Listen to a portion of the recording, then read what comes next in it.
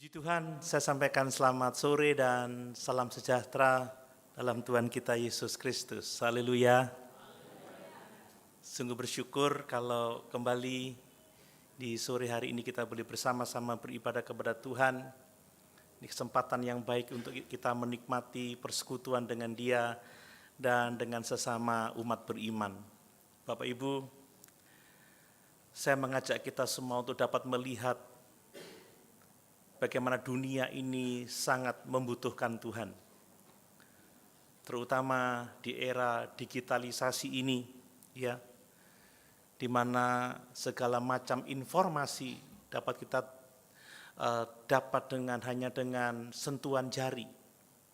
Ada banyak hal yang perlu kita pahami bahwa kita dibombardir setiap hari. Tidak hanya kita, keluarga kita, anak-anak kita, teman-teman kita, masyarakat kita dibombardir dengan yang namanya materialisme, yang namanya moral yang sudah tidak lagi absolut.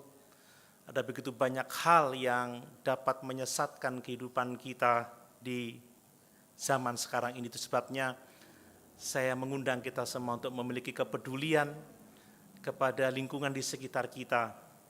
Dan untuk itu saya akan memberitakan firman Tuhan. Tetap saya masih lanjutkan dari kisah para rasul yang memanggil kita ya sebagai umat beriman untuk menjadi saksi Kristus, untuk kita boleh menyatakan kebenaran di tengah-tengah dunia yang penuh dengan tantangan ini, untuk menyatakan kasih Allah yang besar supaya ada jiwa-jiwa dijangkau, ada jiwa-jiwa dimenangkan untuk kemuliaan Tuhan Allah kita. Bapak Ibu mau peduli terhadap keadaan lingkungan di sekitar kita? Amin. Mari kalau kita sudah diberkati oleh Tuhan, kalau kita sudah menikmati keselamatan kekal itu, mari kita tidak menyimpannya untuk hidup kita sendiri, tetapi mari kita membagikannya kepada orang-orang di sekitar kita, terutama keluarga kita, ya sahabat kita, teman kita, lingkungan di sekitar kita, bahkan semua orang yang mungkin kita ketahui, supaya di dalamnya nama Tuhan kita dipuji dan dipermuliakan. Sebenarnya saya akan berkhotbah dalam konteks yang cukup luas ya, dari Kisah Rasul pasal 22, ya mulai ayat 23 sampai pasal 23 ayat yang ke-11. Tapi mari kita hanya membaca satu ayat saja, nanti saya ceritakan konteks dari ayat itu, untuk kita menemukan pesan firman Tuhan bagi kita, tentang bagaimana kita bisa menjadi saksi untuk Kristus, saksi untuk hormat dan kemuliaan bagi namanya. Mari kita membaca Kisah Rasul pasal 23 ayat yang ke-11. Ya. Kisah para Rasul pasal 23 ayat yang ke-11. Kisah Rasul 23 ayat yang ke-11. Demikian firman Tuhan. Pada malam berikutnya Tuhan datang berdiri di sisinya. Ini datang berdiri di sisi Rasul Paulus Bapak Ibu ya. Dan berkata kepada Rasul Paulus, kuatkanlah hatimu, sebab sebagaimana engkau dengan berani telah bersaksi tentang aku di Yerusalem, demikian jugalah hendaknya engkau pergi bersaksi di Roma. Puji Tuhan. Silakan duduk. Sekali lagi saya baca untuk kita sekalian, ya bagaimana Tuhan Yesus ya berbicara kepada Rasul Paulus, berdiri di sisinya, dan dia mengatakan, kuatkanlah hatimu, sebab sebagaimana engkau dengan berani telah bersaksi, kita garis bawah itu, telah bersaksi tentang aku di Yerusalem, demikian jugalah hendaknya engkau pergi bersaksi di Roma. Bapak Ibu Saudara yang dikasihi oleh Tuhan, saya kembali mau mengingatkan kita semua bahwa panggilan untuk menjadi saksi, panggilan untuk memberitakan Kristus itu bukan hanya tugas para rasul, Itu bukan hanya tugas para pemimpin gereja pada masa perjanjian baru, itu bukan hanya tugas para pendeta pada masa sekarang ini atau orang-orang yang melayani di gereja, tetapi panggilan untuk menjadi saksi bagi Kristus itu adalah panggilan yang sifatnya universal untuk semua orang yang percaya kepadanya. Bapak Ibu percaya kepada Yesus? Kalau Bapak Ibu sungguh-sungguh percaya kepada Yesus, maka Bapak Ibu harus menerima panggilan ini. Bahwa Bapak Ibu Saudara dan saya dipanggil untuk menjadi saksi Kristus. Kita dipanggil untuk memberitakan Kristus seperti Rasul Paulus telah dipilih, ya, telah ditetapkan untuk menjadi rasul bagi Kristus. Dia telah dengan berani bersaksi. Dia berani bersaksi di Yerusalem seperti ayat yang kita baca tadi, dan Tuhan juga menugaskan dia untuk tidak hanya bersaksi sampai di Yerusalem, tetapi juga bersaksi sampai di Roma. Nah, kalau kita mengingat amanat agung Tuhan kita Yesus Kristus, ya, di dalam Matius pasal 28 ayat 19 sampai 20, Yesus mengatakan, "Pergi, jadikanlah semua bangsa muridku, dan baptislah mereka dalam nama Bapa dan Anak dan Roh Kudus, dan ajarlah mereka melakukan segala sesuatu yang telah kuperintahkan kepadamu." Amanat ini tidak hanya bagi para murid, tetapi amanat ini juga bagi saudara dan saya. Amin. Amanat ini berbicara supaya kita menyaksikan Kristus. Pertama-tama bagi keluarga kita, orang-orang terdekat kita, ya, bagi lingkungan di sekitar kita, bahkan pada akhirnya kita harus menjadi saksi bagi siapa saja yang kita temui untuk hormat dan kemuliaan bagi Tuhan Allah kita. Nah, dalam konteks Kisah Rasul pasal 23 ayat yang ke-11 Bapak Ibu, kita melihat bagaimana Rasul Paulus, ya, dia berjumpa dengan Tuhan Yesus berbicara kepada Paulus secara pribadi saat-saat yang paling sulit dalam hidupnya, ya, dalam perjalanannya menjadi saksi bagi Injil. Paulus baru saja menghadapi ancaman yang sangat serius terhadap hidupnya. Ya, sebelumnya dia disidang, kemudian ada keributan yang sangat luar biasa karena ada bahaya dia diselamatkan oleh tentara Romawi, dibawa ke baraknya, kemudian dipertemukan dengan para pemimpin agama Yahudi, lalu ada keributan sampai dia ditampar, saudara, ya, dia dipukul, ya. Namun di tengah-tengah kesulitan yang seperti itu, Tuhan Yesus datang dan memberikan kekuatan kepadanya. Tuhan Yesus datang dan memberikan perintah yang jelas kepadanya. Perintahnya apa? Kuatkan hatimu. Perhatikan, di tengah-tengah tugas pelayanan yang begitu luar biasa penuh dengan tantangan, tatkala dia ditekan, ya, diancam, ya, nyawanya, Tuhan datang dengan mengatakan, kuatkan hatimu. Ya, ternyata Allah kita adalah Allah yang luar biasa. Kuatkan hatimu. Sebab sebagaimana engkau telah bersaksi dengan berani di Yerusalem ini, kamu harus bersaksi juga di Roma. Bapak Ibu, perkataan ini mengingatkan kita bahwa sebenarnya panggilan untuk menjadi saksi itu bukan hanya sekedar tugas bagi kita, tetapi itu kehormatan. Amin. Bapak Ibu merasa terhormat kalau diminta bersaksi oleh Tuhan? Itu kehormatan. Bahkan itu adalah kesempatan yang diberikan oleh Tuhan. Bisa saja Paulus mengalami kematian pada waktu itu karena orang berteriak, tangkap dia karena orang ini pantas untuk mati. Orang ini tidak pantas hidup di bumi ini. Bunuh dia, kan begitu. Tetapi Allah datang kepadanya dan berkata, sebagaimana engkau telah berani bersaksi tentang aku di Yerusalem, demikianlah engkau juga harus bersaksi ke Roma. Artinya apa? Itu satu kehormatan. Jadi menyaksikan Yesus itu satu kehormatan. Dan saya merasa terhormat bisa memberitakan Injil pada kesempatan malam hari ini. Dan itu adalah kesempatan yang diberikan Tuhan kepada Rasul Paulus. Kesempatan yang diberikan Tuhan kepada semua orang percaya. Bapak Ibu, saya memberitakan Injil saat ini itu adalah kehormatan. Dan kalau saya bisa berdiri di tempat ini itu adalah kesempatan yang diberikan Tuhan kepada saya. Dan kalau Bapak Ibu juga diberikan kesempatan untuk bersaksi, itu datangnya dari Tuhan saja. Amin. Bapak Ibu, mungkin sebagai jemaat, ya, kita tidak menghadapi situasi yang sama persis dengan Rasul Paulus. Ya, kita tidak diancam akan dibunuh ya, kita tidak dianiaya secara langsung karena iman kita. Tetapi saya mau mengingatkan, kita semua hidup di dunia yang penuh dengan tantangan. Kita ini hidup di dunia yang penuh dengan godaan. Kita hidup di dunia yang penuh dengan tekanan untuk apa? Untuk kita mengikuti nilai-nilai dunia yang bertentangan dengan kebenaran Injil. Itulah realitas kita setiap hari.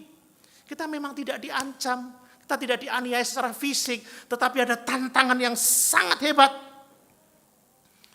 Ya, melalui media sosial. Setiap hari kita ditawari gaya hidup dunia ini, kita diajak untuk mengikuti nilai-nilai dunia ini. Coba lihat anak-anak kita bagaimana sekarang, apakah dia setia kepada Yesus atau sudah mulai mengikuti nilai-nilai dunia ini? Apakah mereka setia pada Injil, setia untuk melayani Tuhan, atau telah jauh lari dari kebenaran firman Allah dan mengikuti cara hidup dunia ini? Itu tantangan kita hari-hari ini Bapak Ibu. Kita harus membentengi diri kita, membentengi keluarga kita, membentengi saudara-saudara kita, membentengi lingkungan terdekat kita. Amin. Nah, di tengah-tengah kondisi seperti inilah kita dipanggil oleh Tuhan untuk menjadi saksi yang hidup bagi Kristus. Saksi apa saudara? Saksi untuk menunjukkan bahwa Allah itu mengasihi dunia ini. Ada banyak stres hari-hari ini saudara. Ya, ada banyak orang yang tidak berpengharapan hari-hari ini. Bahkan mungkin ada orang-orang di sekitar saudara yang mulai tidak berpengharapan. Kita dipanggil untuk menyatakan kasih Tuhan kepada mereka. Amin.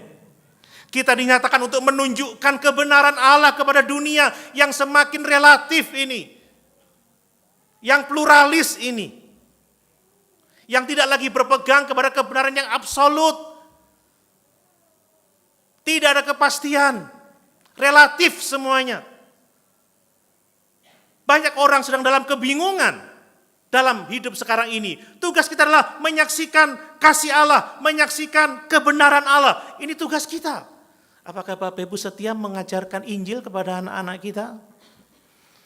Mendampingi mereka untuk membaca Alkitab setiap hari? Menolong mereka memahami bagaimana keselamatan hanya oleh anugerah dan iman kepada Yesus saja. Menolong mereka untuk memahami firman Allah. Saudara, hati-hati saat anak kita ada di kamar, apa yang ditonton. Ya, saya mendapat keluhan dari beberapa orang. Aduh, anak saya sudah mulai mau pindah ke lain hati. Apa yang dilihat? YouTube ini, YouTube ini, YouTube ini. Aduh, anak saya sudah tidak seperti dulu lagi. Gaya hidupnya sudah berubah. Kenapa? Dia lihat ini, lihat ini, lihat ini. Perhatikan saudara, kondisi zaman sekarang ini sangat-sangat mengerikan. Nah, dalam situasi yang seperti itulah kita dipanggil untuk menjadi saksi Kristus. Untuk apa? Untuk memberitakan pengharapan yang dapat kita miliki di dalam Tuhan dan Juru Selamat kita Yesus Kristus. Amin. Amin Bapak Ibu. Terbeban untuk keadaan dunia sekarang ini, terbeban untuk keadaan anak-anak kita, generasi kita, orang-orang di sekitar kita yang dihantam dengan berbagai macam tantangan zaman sekarang, nilai-nilai dunia sekarang ini. Ada banyak orang yang stres, ada banyak orang yang kebingungan, ada banyak orang yang tidak punya pengharapan. Dalam kondisi seperti itulah saudara dan saya dipanggil untuk menjadi saksi bagi Kristus, menyatakan kasih Allah kepada dunia ini, kepada orang-orang yang kita temui, menyatakan kebenaran Allah kepada dunia ini, kepada orang-orang yang kita temui, menyatakan pengharapan yang ada di dalam Yesus, supaya ada jiwa-jiwa dijangkau.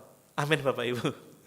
Supaya ada jiwa-jiwa dimenangkan untuk hormat dan kemuliaan bagi Tuhan Allah kita. Saya mau mengingatkan lagi bahwa menjadi saksi Kristus itu tidak hanya kita berbicara tentang Injil ya, secara intelektual dengan mulut kita, tidak. Tetapi kita harus menunjukkan kuasa Allah, menunjukkan kasih Kristus melalui kehidupan kita sehari-hari. Itu panggilan kita. Papa-papa, mama-mama, orang tua, tunjukkan kuasa Allah dalam kehidupanmu. Tunjukkan kasih Allah dalam kehidupanmu kepada seluruh isi keluargamu. Menyatakan kebenaran Allah, konsisten di dalamnya. Ini panggilan kita semua Bapak Ibu. Kita harus menjadi terang di tengah-tengah dunia yang penuh dengan kegelapan ini. Kita harus menjadi garam, memberikan rasa dan pengaruh bagi dunia yang ada di sekitar kita. Saudara, kehadiran kita harus membawa orang kepada Yesus. Amin. Kehadiran kita harus membuat orang memiliki iman kepada Yesus. Kehadiran kita harus menolong orang untuk memiliki pengharapan di dalam Yesus. Kehadiran kita harus menolong orang untuk menikmati kasih Tuhan dalam kehidupan mereka. Ini yang menjadi tugas dan tanggung jawab kita hari-hari ini. Sekali lagi, dunia di sekitar kita membutuhkan kita. Itu sebabnya Allah memanggil kita untuk menjadi saksi. Menyatakan kebenaran Allah, menyatakan kasih Allah, menyatakan pengharapan yang ada di dalam Tuhan dan Juru Selamat kita Yesus Kristus. Itu sebabnya mari saya ajak kita belajar dari pengalaman Paulus ya. Dengan menyadari bahwa setiap kita dipanggil untuk menjadi saksi bagi Kristus. Mari kita belajar tentang perlunya keberanian. Bapak Ibu, kita butuh keberanian untuk menjadi saksi.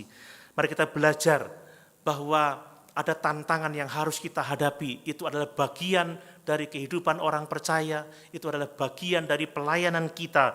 Dan mari kita belajar bahwa setiap tantangan yang kita hadapi dalam setiap pelayanan kita, itu akan membuka kesempatan bagi kita untuk bertumbuh di dalam iman. Haleluya. Tantangan itu membuka kesempatan bagi kita untuk melayani lebih luas lagi. Ya, saya telah banyak mengalami tantangan dalam pelayanan, tetapi itu membentuk kehidupan saya. Dan itu memberi peluang bagi saya untuk lebih lagi melayani Tuhan. Mari berkaitan dengan panggilan menjadi saksi, ada beberapa hal yang ingin saya sampaikan kepada Bapak Ibu Saudara sekalian. Yang pertama adalah dibutuhkan keberanian. Sejauh ini apakah Bapak Ibu memiliki keberanian untuk memberitakan Yesus? Nah, gak ada jawaban. Adakah keberanian untuk menyatakan kebenaran Yesus, menunjukkan kasih Yesus, menyatakan ada pengharapan di dalam Yesus? Kalau ada orang susah, sedih, kenapa kamu susah? Aduh, banyak masalah. Berani saudara mengatakan ada jawaban di dalam Yesus. Pernahkah Yesus menjadi solusi bagi kehidupan saudara dan bagi orang-orang yang saudara temui dalam masalah? Kalau ada orang stres, saudara bawa kepada Yesus atau bawa ke psikiater? Atau saudara bawa kemana? Bapak Ibu, dibutuhkan keberanian. Amin. Amin. Miliki keberanian seperti Paulus, dia memiliki keberanian yang sangat luar biasa dalam memberitakan Injil. Nah, dari mana kita bisa mendapatkan keberanian untuk memberitakan Injil? Yang pertama adalah kita harus menyadari bahwa ada kehadiran Yesus dalam kehidupan kita. Ada pertolongan Tuhan dalam setiap usaha kita menyaksikan Yesus. Itu kuncinya. Saat-saat Paulus dalam bahaya yang begitu luar biasa, realitasnya dia tidak ditinggalkan. Dia tidak pernah dibiarkan oleh Tuhan. Saat-saat genting, Yesus sendiri datang menjumpai dia dan berkata kepada dia, kuatkanlah hatimu. Ini bukan sekedar kata-kata penghiburan Bapak Ibu. Ini adalah dorongan untuk berani. Ini perintah untuk berani. Jangan takut, kuatkan hatimu. Jangan bimbang, jangan ragu. Kan begitu. Jadi kalau kita menghadapi kesempatan untuk kita memberitakan firman, memberitakan kebenaran, memberitakan kasih Allah, memberitakan pengharapan di dalam Yesus, jangan takut, beranilah, kuatkan hatimu, sebab Yesus ada bersama-sama dengan kita. Amin. Itu kunci untuk kita bisa mulai membuka mulut kita dan menyatakan kasih Allah, menyatakan pengharapan di dalam Yesus, menyatakan kebenaran di dalam Yesus. Bapak Ibu, dalam konteks Paulus pada waktu itu, Paulus dalam situasi yang sangat-sangat berbahaya. Tadi sudah saya singgung, dia baru saja diadili. Dan kini dia ada dalam penjara. Tetapi Tuhan Dia datang menguatkan dia. Dan tidak hanya menguatkan dia, tetapi memerintahkan dia untuk berani. Jangan takut, terus bersaksi, terus beritakan Injil, terus nyatakan kasih Allah, terus nyatakan pengharapan di dalam Tuhan. Ini memberikan pelajaran yang sangat dalam bagi kita Bapak Ibu ya. Bahwa keberanian itu dibutuhkan untuk kita menjadi saksi Kristus. Bapak Ibu, saat saya menggumuli ayat ini secara kontekstual dan saya mulai menyiapkan untuk satu khotbah, saya butuh keberanian. Ya, ini kan khotbah-khotbah yang enggak populer ya. Ini bukan khotbah-khotbah yang mengenakkan telinga. Kadang orang berpikir, 1 minggu aku udah capek kerja, aku ingin dihibur, dikuatkan, bagaimana menjadi orang sukses, bagaimana menjadi berhasil, bagaimana mengalami penghiburan, sehat, dan lain sebagainya. Tapi di tengah-tengah pengharapan yang seperti itu mungkin saya harus punya keberanian untuk memberitakan bahwa Allah memanggil saudara untuk menjadi saksi. Kalau tidak, saya nggak akan khotbahkan ini. Ada banyak tema lain yang bisa saya khotbahkan. Tetapi kenapa saya memilih tema ini? Saya harus memiliki keberanian untuk itu. Saya menguatkan hati. Ya, nggak gampang loh menyampaikan khotbah-khotbah yang tidak populer. Tapi sebagaimana beberapa minggu yang lalu saya katakan, Paulus dia tidak berhutang apa-apa kepada siapapun juga. Karena dia telah menyatakan seluruh kehendak Allah, menyatakan seluruh kebenaran firman Allah. Panggilan Allah termasuk panggilan menjadi saksi bagi Kristus ini. Bapak Ibu, kita butuh keberanian. Dan untuk itu kita perlu menyadari ada kehadiran Yesus dalam kehidupan kita. Ya, saat Yesus memberitakan atau menyampaikan amanat agungnya, dia berkata, aku menyertai kamu sampai kesudahan alam. Saya mau menegaskan kembali bahwa keberanian itu berasal dari kehadiran Kristus. Paulus tidak berani oleh karena kekuatannya sendiri. Paulus berani karena dia tahu dia tidak sendirian. Paulus berani bahwa dia tidak akan mati pada waktu itu karena Tuhan sudah mengatakan bahwa dia akan menginjil di Roma, Bapak Ibu. Ya, mungkin sekarang ini ya kita menghadapi tantangan ya untuk memberitakan kebenaran, untuk menyaksikan kasih Tuhan. Miliki keberanian itu dengan apa? Menyadari bahwa Yesus ada bersama-sama dengan kita. Bapak Ibu, kehadiran Kristus dalam kehidupan kita itu akan meneguhkan hati kita. Itu akan menguatkan kita untuk melakukan tugas panggilannya. Ingat Mazmur 23 ayat yang keempat dikatakan, sekalipun aku berjalan dalam lembah kekelaman, aku tidak takut bahaya, sebab engkau besertaku. Inilah keberanian yang sejati, tidak berasal dari diri kita sendiri atau dari sesuatu pun yang lain. Keberanian yang sejati datang dari pengenalan, pemahaman, iman bahwa Yesus itu beserta dengan kita. Kalau kita tidak yakin Yesus beserta dengan kita, kita tidak akan memiliki keberanian sama sekali. Keberanian yang sejati, yang sesungguhnya itu didasarkan pada kehadiran Tuhan dalam kehidupan kita. Makanya miliki persekutuan dengan Tuhan. Amin. Bapak Ibu, mungkin dalam kehidupan keseharian kita, ya kita sering dihadapkan pada situasi di mana kita mungkin merasa takut, ya di mana kita mungkin merasa gentar untuk menjadi saksi bagi Kristus, ya. Mungkin kita takut dikritik oleh teman-teman kita, mungkin kita takut ditolak oleh keluarga, mungkin kita takut dijauhi, mungkin kita takut dikucilkan di tempat kerja. Namun kalau kita sadar Kristus ada bersama-sama dengan kita, kita memiliki kekuatan dan keberanian untuk bersaksi. Amin. Bukankah tidak jarang kita takut dikucilkan, takut dibenci, takut ditolak? Ya, kita punya kesempatan tapi kita mikirnya 1000 kali. Ya apa kalau dia nggak mau percaya? Ya apa kalau dia marah? Kan seperti itu. Tapi dengan menyadari Yesus ada bersama-sama dengan kita, akan ada keberanian. Ketika kita menyadari bahwa Tuhan Yesus ada bersama-sama dengan kita, bahkan dalam situasi yang paling sulit, keberanian pasti akan ada dalam kehidupan kita.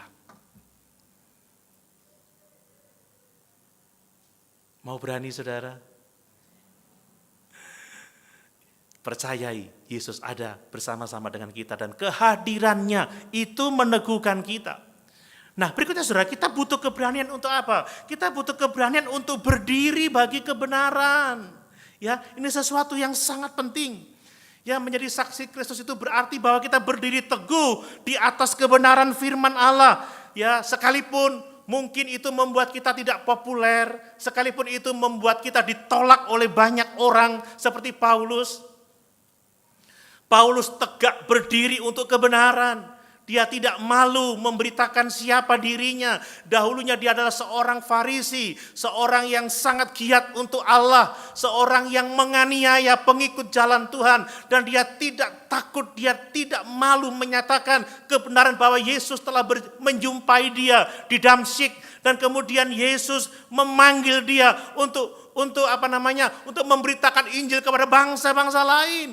Dia tidak malu menyatakan kebenaran bagaimana hidupnya telah berubah dari seorang penganiaya jemaat menjadi pemberita Injil. Dan itu membuat orang banyak marah kepadanya dan ingin membunuh dia.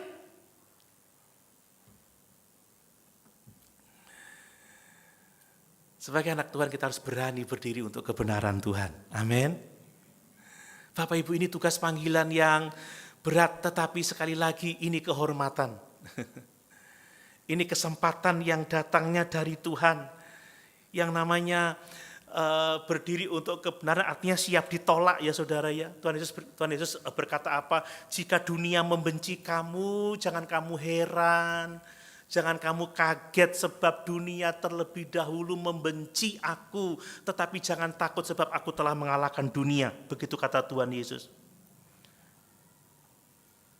Dalam era modern seperti sekarang ini, ya, berdiri untuk kebenaran itu bisa berarti saudara menolak ikut serta dalam tindakan-tindakan yang bertentangan dengan firman Tuhan. Saudara, ya, menolak untuk ikut serta melakukan hal-hal yang jahat, mungkin di tempat kerja, mungkin di kampus, atau dalam lingkungan sosial yang lain.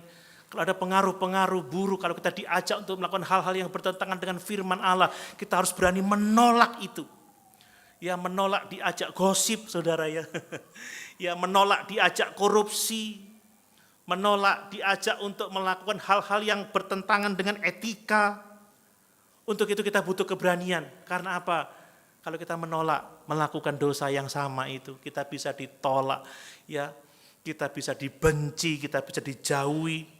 Tapi Paulus menjadi teladan bagi kita. Dia tidak takut ditolak, dia tidak takut dibenci. Prinsipnya, aku tidak mau mencari kesenangan manusia, tetapi aku mau mencari kesenangan Allah. Amin.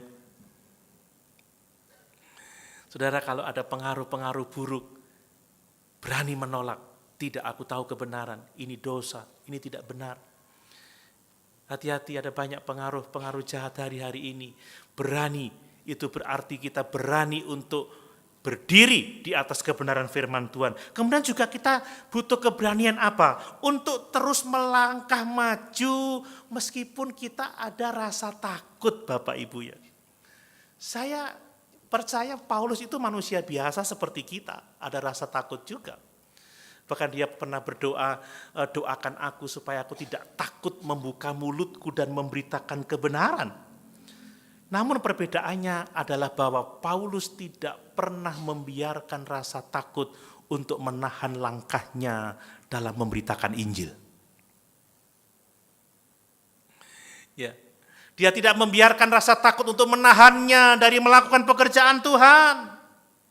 Itu sebabnya Tuhan telah memberikan keberanian yang diperlukan oleh Rasul Paulus. Tuhan datang dan mengatakan, kuatkanlah hatimu, beranikan dirimu, jangan takut, jangan biarkan ketakutanmu menghalangi engkau untuk melakukan tugas pelayanan.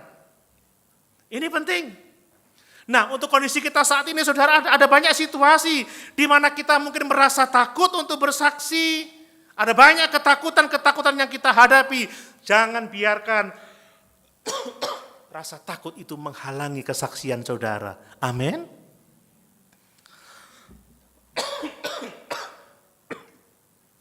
Jangan biarkan batuk menghentikan khotbah saya. Minum dulu.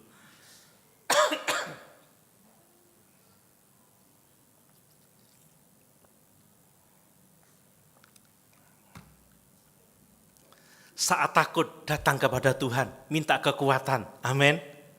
Amin. Saat takut berseru kepada Yesus, jangan berhenti melangkah, tetap maju. Ingat pujian lama itu saudara, maju-maju saja. Oh masih banyak yang kuno ya. Kita ulang, maju-maju saja, Tuhan selalu serta, nanti satu kali salib digantikan mahkota. Mau menjadi saksi? Tetap maju sekalipun ada rasa takut, saudara.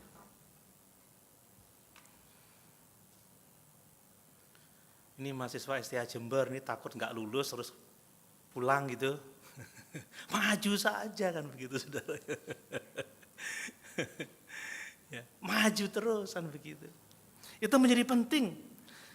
Jadi saat ada ketakutan, jangan biarkan ketakutan itu menghalangi kita untuk maju di dalam Tuhan, maju di dalam pelayanan kita. Makanya cari keberanian dalam doa, cari keberanian dalam firman Tuhan.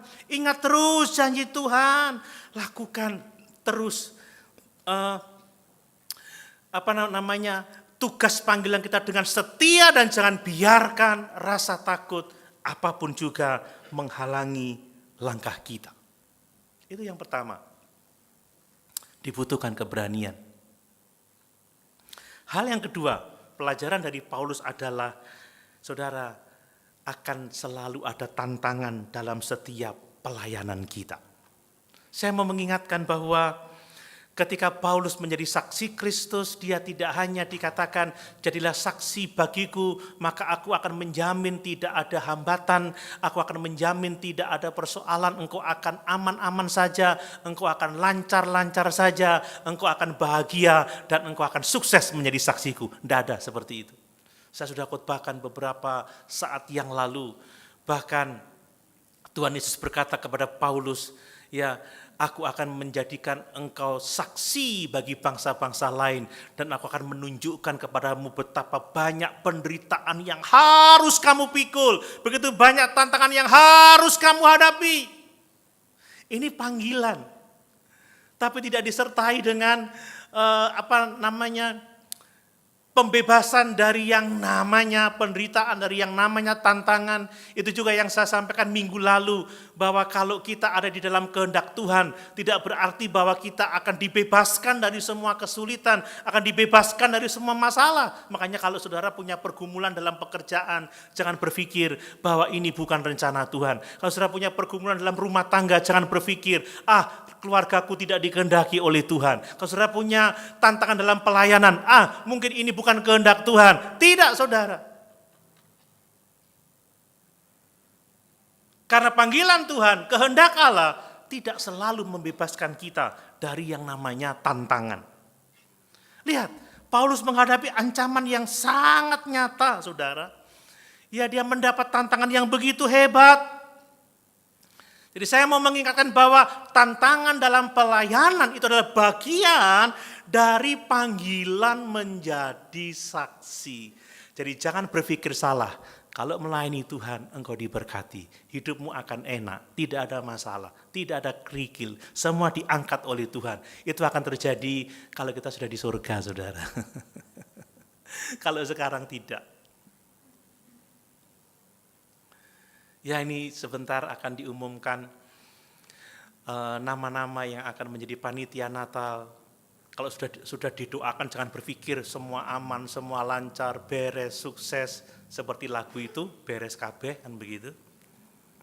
Tapi untuk dapat menunaikan tugas itu nanti ada tantangannya. Bayangkan saudara, kalau panitianya 50 orang, ada 50 kepala, 50 pikiran, 50 pendapat, dan lain sebagainya. Ada tantangan. Kadang ada kelas sedikit, terus aku mundur, wes gak cocok. Waduh, susah kalau gitu, saudara. Tantangan itu bagian dari pelayanan. Kadang-kadang, oh ini aku baru masuk pelayanan kok ada masalah, kayaknya bukan kehendak Tuhan. Salah saudara. Justru kalau pelayanan tidak ada tantangan, itu bukan melayani Tuhan, melayani diri sendiri.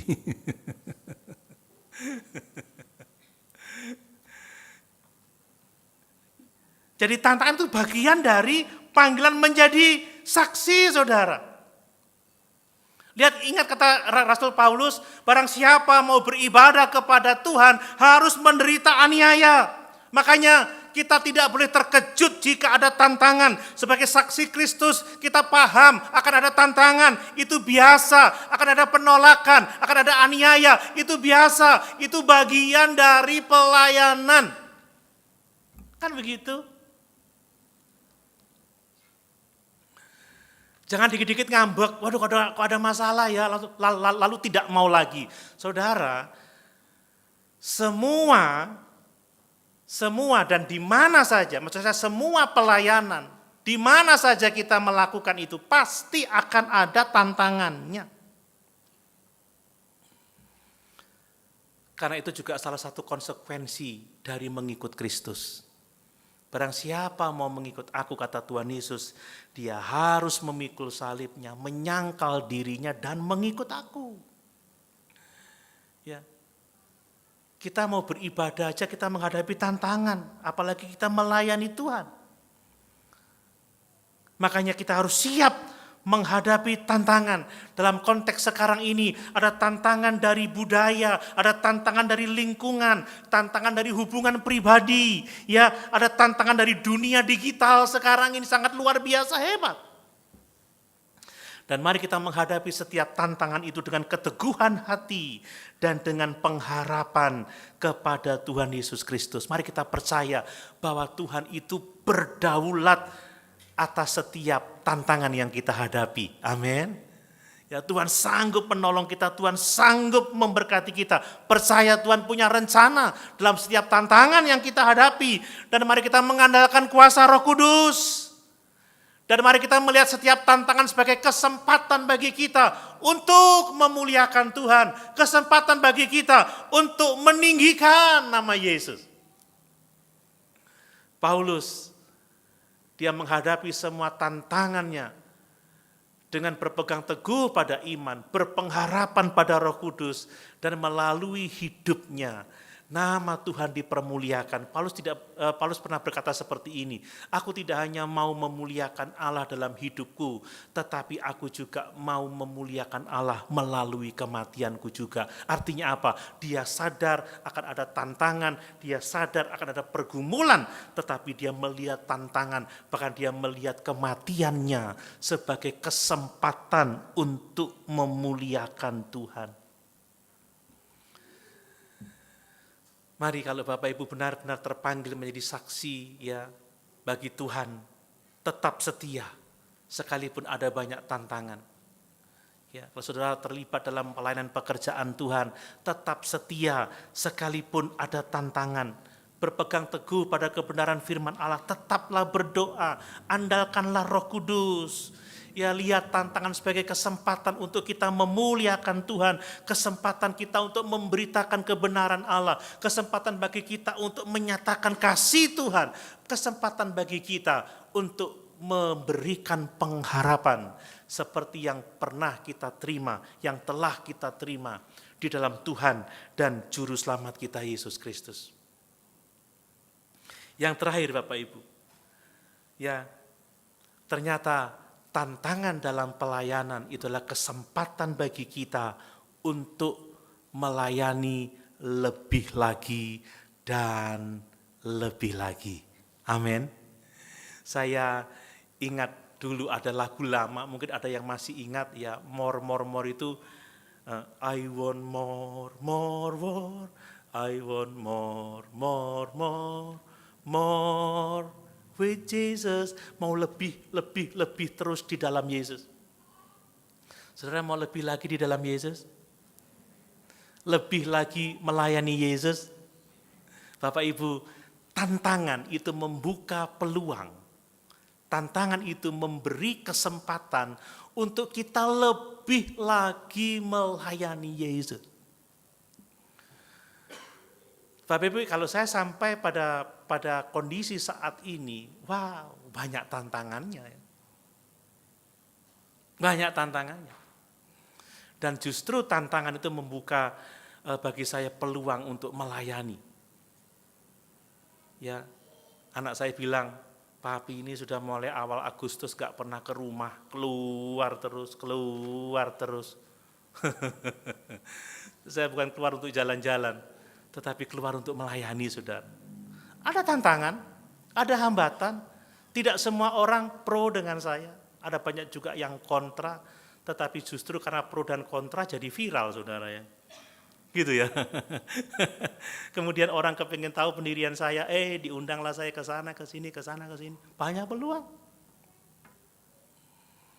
Kalau kita tidak mau terima tantangan, tidak akan ada peluang untuk kita lebih banyak lagi melayani Tuhan. Lihat, saya baca lagi ayat 11 dari Kisah Rasul pasal 23. Sebagaimana engkau telah bersaksi tentang aku di Yerusalem dengan berani, kan begitu tadi ya dikatakan, maka engkau juga harus bersaksi di Roma.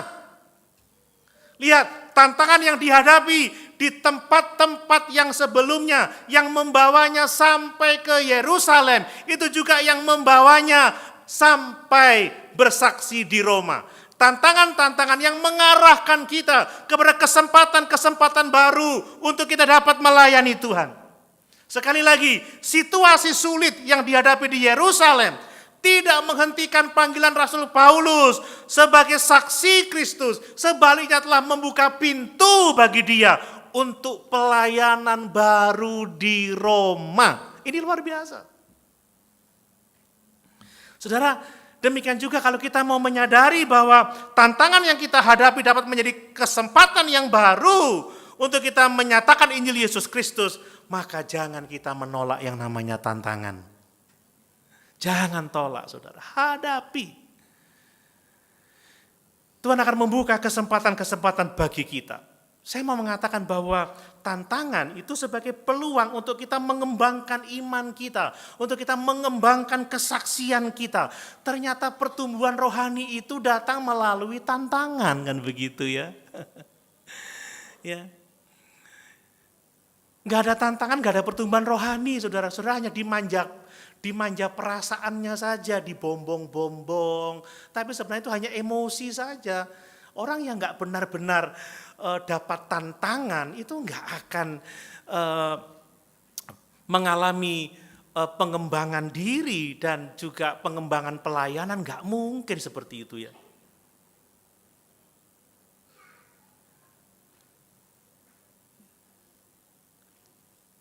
Istri saya kemarin bilang seperti ini, "Pak, setiramu beda sekarang ya." Beda gimana? Lebih mantep gitu, lebih enak. Kamu jalan jauh pun rasanya kok aku nyaman gitu. Lah piye gak enak, saudara. Tiap hari bisa jalan lebih dari 70 kilo, 100 kilo, riwari, banyak tantangan. Jalan pagi, jalan malam, jalan siang, hadapi banyak. Lama-lama ya, terampil. Jadi kalau saudara butuh diantar kemana-mana bisa telepon saya. Nah pertanyaannya wani biro sudah. Loh bener dia ngomong gitu, ini ada orangnya di sini. Kalau tidak percaya, saudara bisa tanya. Malah enak ya setiramu. Respon saya beda sama respon anak saya yang pertama. Dia jarang-jarang setir jarak jauh. Kan begitu, tantangan saudara. Dan saya punya peluang pergi kemana-mana, saya percaya kan begitu. Sekarang sudah nggak takut lagi, apalagi ada map ditemani sama suara cantik. 500 meter belok kiri. Ya, setelah soto Mbok Giem belok kanan. Oh saya nggak belok saudara, mampir dulu. Haleluya Bapak Ibu. Nah ternyata pertumbuhan rohani itu melalui tantangan. Tanpa tantangan gak mungkin kita dewasa rohani. Ada masalah menghindar, gak akan pernah jadi dewasa. Anak saya yang kedua saya latih. Ayo Ji, Surabaya, Jember, saya latih. Ayo Ji. Lama-lama, ayo Ji, enggak papai. Ayo, enggak papai, ya enggak akan bisa nyaingi papanya, saudara. Coba tanya sama istri saya, lebih suka disetirin anak saya atau disetirin suaminya? Ya, suami, saudara. Pengalamannya kan tinggi kan gitu. Coba kita baca Roma 5 ayat 3 sampai 4. Roma pasal 5 ayat 3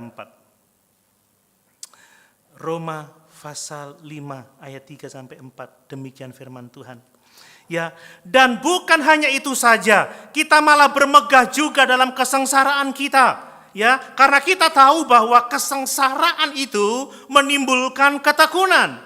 Dan ketekunan itu menimbulkan tahan uji. Dan tahan uji menimbulkan pengharapan. Dimulai dari kesengsaraan dulu. Dimulai dari tantangan dulu. Itu akan menuntun kita kepada pertumbuhan rohani. Dari kesengsaraan ada ketekunan. Dari ketekunan ada tahan uji. Dan dari tahan uji ada pengharapan. Ada hidup yang bertumbuh di dalam Tuhan. Jadi tantangan itu bukanlah hal yang harus dihindari, saudara. Wes lagi ini aku mundur ae. Bukan. Justru itu menjadi alat di tangan Tuhan untuk mengembangkan ketekunan kita. Itu alat di tangan Tuhan supaya kita menjadi orang-orang yang tahan uji, yang teguh imannya. Itu dijadikan Tuhan untuk kita menjadi orang-orang yang berani, orang-orang yang serupa dengan Yesus. Amin. Ini penting. Nah lalu apa kaitannya dengan kita sekarang ini, saudara? Ketika kita menghadapi kesulitan dalam hidup ini, masalah dalam pelayanan kita, kesaksian kita, masalah dalam keluarga, masalah dalam tempat kerja, masalah kesehatan, itu kesempatan bagi kita untuk belajar percaya, kesempatan bagi kita untuk mengalami ketekunan, kesempatan bagi kita untuk menjadi orang-orang yang tahan uji, kesempatan bagi kita untuk menjadi seperti Yesus. Jadi saya sarankan, jangan menyerah terhadap tantangan, hadapi. Itu akan dipakai Tuhan untuk membentuk kehidupan kita. Amin Bapak Ibu. Hadapi saja, saudara. Ya, kalau kita menghindari tantangan, ya, masalah sedikit sudah berhenti, pindah ke sana, semua ada masalah. Pindah sana ada masalah, berhenti lagi. Ke sana berhenti lagi. Enggak pernah kita bertumbuh menjadi pribadi yang kuat di dalam Tuhan. Saudara, biarlah orang-orang di sekitar kita tuh melihat bahwa iman kita bukan sekedar teori, tetapi kita mempraktekkan dalam hidup ini. Kita kuat sekalipun kita menghadapi badai kehidupan. Kita tetap mengucap syukur sekalipun menghadapi begitu banyak tantangan. Ini kesempatan bagi kita, tidak hanya untuk membangun diri kita, tetapi juga menjadi saksi bagi orang lain bahwa apa yang kita katakan adalah bagian dari kehidupan kita. Nah kemudian ternyata tantangan itu juga membuka pintu untuk pelayanan yang baru. Membuka pintu untuk penginjilan yang baru. Sekali lagi, Yesus mengatakan, sebagaimana engkau telah berani melayani di Yerusalem, bersaksi bagiku di Yerusalem, engkau harus menjadi saksiku di Roma. Saudara tahu, Roma itu pusat kekuasaan dunia pada waktu itu. Kalau Paulus tidak menghadapi tantangannya sejak dari awal pelayanannya, di setiap perjalanannya dia tidak setia, dia menyerah boro-boro sampai Yerusalem. Enggak akan sampai ke Yerusalem, boro-boro sampai Roma, saudara, enggak akan pernah sampai Roma. Paulus itu sampai ke Yerusalem, sampai ke Roma, pusat pemerintahan dunia, karena dia setia dalam setiap tantangan yang dia hadapi.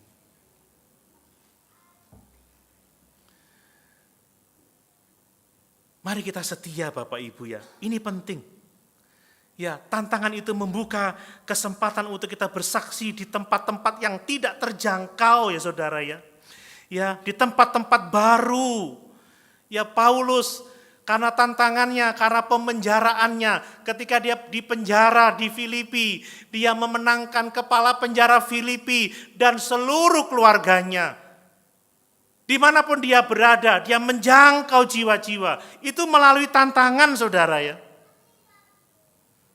Tanpa tantangan-tantangan yang dihadapinya, Paulus tidak pernah bertemu dengan orang-orang yang seperti itu. Ya, saat ini mungkin bagi saudara dan saya ya, saudara menghadapi tantangan di tempat kerja ya, yang tidak nyaman. Tetapi mungkin di tempat kerja itu justru Tuhan mau menjadikan saudara garam dan terang di situ. Amin. Amin. Loh, itu kesempatan pelayanan. Kalau saudara diajak untuk melakukan sesuatu yang keliru, kesempatan, jangan gitu. Itu tidak benar. Jangan gitu. Itu salah. Itu kesempatan. Justru di tempat-tempat yang ada masalah, yang ada tantangannya, itu kesempatan kita untuk melayani. Lah kalau semuanya baik-baik saja, lah kita mau berbuat apa, saudara ya? Contoh, kalau Tuhan bawa saudara di tempat di mana orang membutuhkan pertolongan, itu peluang bagi saudara untuk melayani Tuhan. Amin. Amin. Kalau saudara dibawa Tuhan ke rumah sakit, misalkan itu kesempatan untuk mendoakan orang-orang yang sakit, kan seperti itu.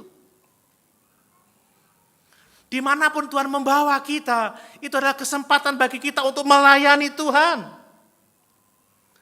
Mungkin saudara dipindahkan kerja, saudara merasa tidak senang, sakit hati, kenapa aku sudah kerasan di sini, kok dipindahkan ke tempat lain. Mungkin itu kesempatan bagi saudara untuk melayani di tempat itu, karena ada sesuatu yang harus saudara kerjakan di tempat itu, sesuai dengan kehendak Tuhan. Selalu ada tantangan, tetapi selalu ada kesempatan untuk kita melayani Tuhan.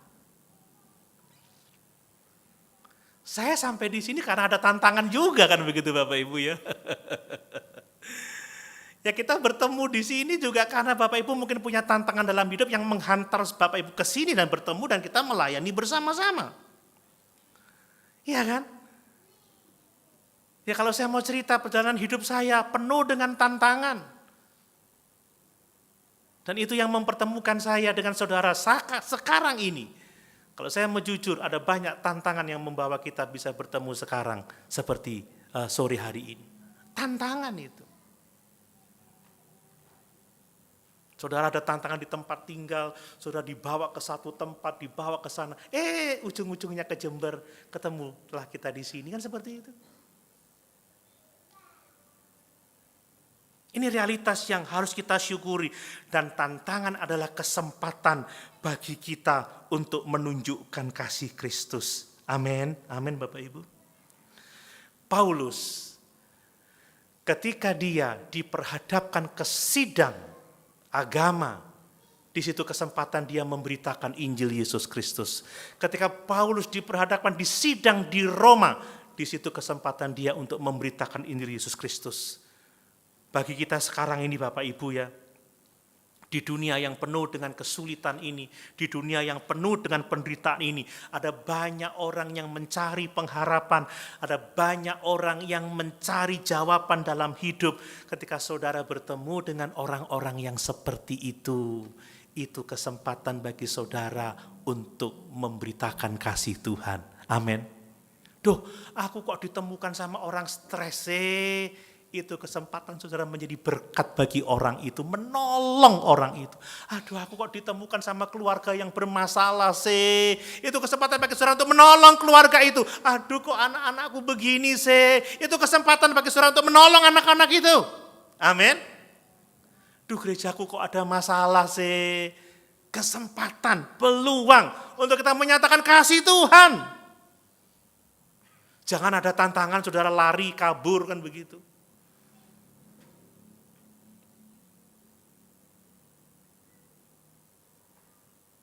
Sekali lagi, tantangan-tantangan yang kita hadapi, itu kesempatan untuk kita melayani, kesempatan untuk kita menjadi berkat, kesempatan untuk kita menolong.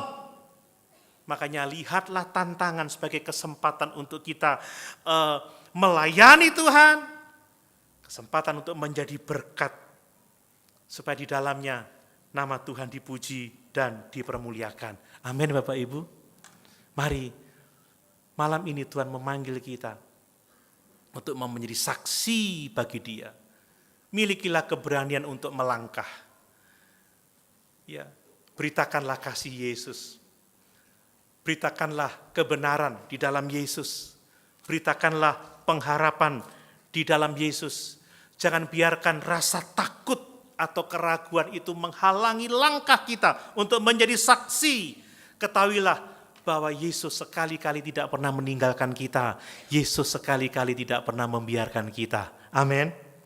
Tetap setialah di tengah-tengah tantangan Bapak Ibu ya.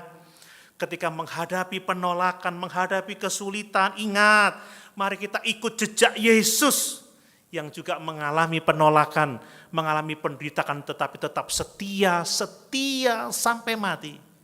Sehingga kepadanya dikaruniakan nama di atas segala nama. Paulus juga mengikut teladan Yesus, setia sampai mati. Sehingga dia menerima mahkota kehidupan. Maka mari kita juga setia sampai mati. Dan kita pun juga menerima mahkota kehidupan itu. Amin.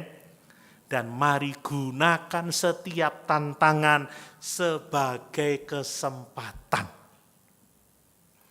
Kalau Bapak Ibu dipercaya satu tugas yang menantang, terima itu sebagai kesempatan untuk melayani Tuhan. Kesempatan untuk menjadi berkat. Ketika saudara melihat krisis dalam kehidupan, jadikan kesempatan untuk saudara menjadi terang, menjadi garam bagi lingkungan di sekitar kita.